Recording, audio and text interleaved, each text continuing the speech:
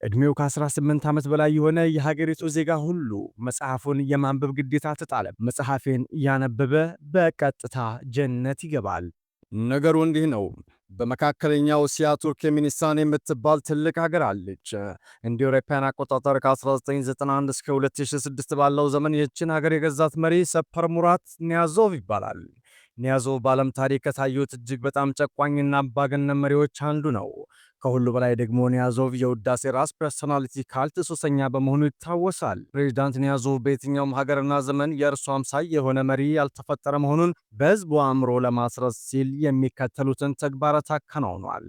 በ1994 ማንኛውም የሀገሪቱ ዜጋ ቱርክሜን ባሺ የቱርክሜኖች አባት ብሎ እንዲጠራው የሚያስገድድ ሕግ አውጥቷል። በ1998 የሀገሪቱ ፓርላማ በእርሱ ትዕዛዝ የዕድሜ ልክ ፕሬዝዳንት ብሎ ለሕይወት ዘመን ገዥነት እንዲሾመው አድርጓል። በቱርክሜኒስታን ዋና ከተማ አሽኻባድ ውስጥ የ75 ሜትር ርዝመት ያለው ማማ ላይ ከወርቅ ያሰራውን የራሱን ሐውልት አስተክሏል።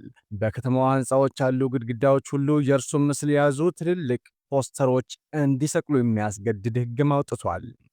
በሁሉም የሀገሪቱ ሳንቲሞችና የወረቀት ገንዘቦች ላይ የራሱን ምስልና ንድፍ አስቀምጧል። በሀገሪቱ ያሉ ጎዳናዎች ድሮ የሚጠሩባቸውን ስሞች ትተው በቁጥር ብቻ እንዲጠሩ አድርጓል። በእርሱ የሚጠሩ ጎዳናዎች ስያሜ ግን አልተቀየረም። የቱርክሜኒስታን ባህላዊ የሳምንት ቀናት ስያሜዎች ተቀይረው በእርሱ በእናቱ፣ በአባቱ፣ በሚስቱና በልጆቹ ስም እንዲተኩም አደረገ።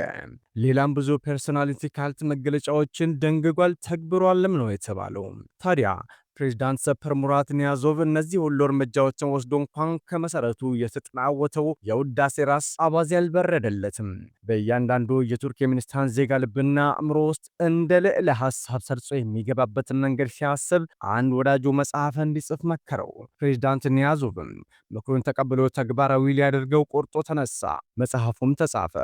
ሩህነማ የሩህ መጽሐፍ በሚል ርዕስ ታተመ።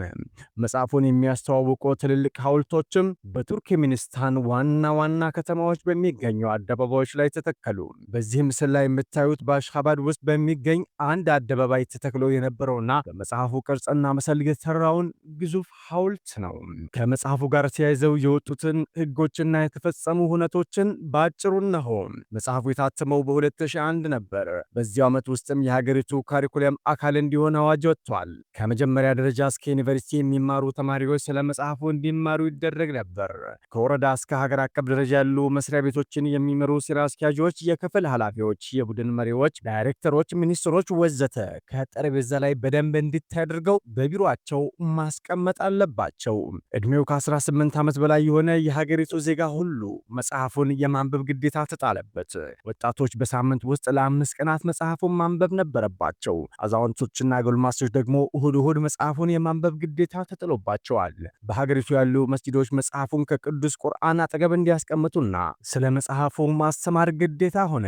ይህንን የተቃወሙ ሼኾች ድራሻቸው ጠፍቷል። እነርሱ የሚያሰግዱባቸው መስጂዶችም ፈርሰዋል። ስራ ለመቅጠር የሚፈልጉና የመንጃ ፈቃድ ለማውጣት የሚጠይቁ ሰዎች ከመጽሐፉ የተወሰዱ ጥያቄዎችን ይጠይቃሉ።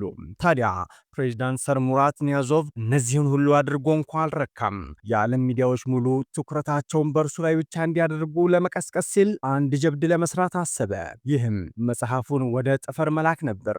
በዚህም መሰረት በካዛክስታን ለሚገኘው የሩሲያ የጠፈር ማዕከል ብዙ ገንዘብ በመክፈል መጽሐፉ በሩሲያ ሳተላይት አማካኝነት ምድርና ህዋን እንዲዞር አደረገ። ይህንንም አስመልክቶ ፕሬዝዳንቱ ለሀገሩ ቴሌቪዥን ጣቢያ ሲናገር መጽሐፌ በሀገሩ ውስጥ የቱርክሜኖችን ልብ እንደተቆጣጠረው ሁሉ አሁን ደግሞ ለዓለም ህዝብ መንፈሳዊ አመራር ሊሰጥ ወደ ጠፈር ተጉዟለን ብሎ ነበር። ፕሬዝዳንት ሰር ሙራት ኒያዞቭ በታህሳስ ወር 2006 ከመሞቱ 8 ወራት አስቀድሞ በተናገረው ቃል ላይ እንዲህ በማለት አከለበት።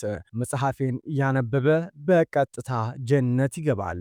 ውድና የተከበራችሁ የቻናላችን ቤተሰቦች መሰል አጫጭር ታሪኮችና መረጃዎች በቻናላችን ላይ ሲጫኑ ወደ እናንተ እንዲደርሱ ቻናላችንን ሰብስክራይብ በማድረግ የደውል ምልክቷን መጫን አይዘንጉ።